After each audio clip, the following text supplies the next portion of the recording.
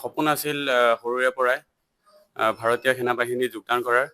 আজি সপোন পূৰণ হোৱা বুলি অনুভৱ কৰিছোঁ। বাকী ভৱিষ্যতলৈ আৰু আগবাঢ়িব খোজোঁ।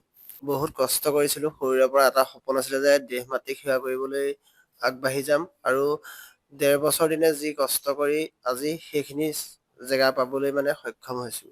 যিজন ৫জন ল'ৰা আমাৰ মাজুলীৰ ল'ৰা এই অগ্নিবীৰত ছিলেকশ্যন হৈছে, বহুত মানে মাজুলীৰ কাৰণে সৌভাগ্যৰ কথা।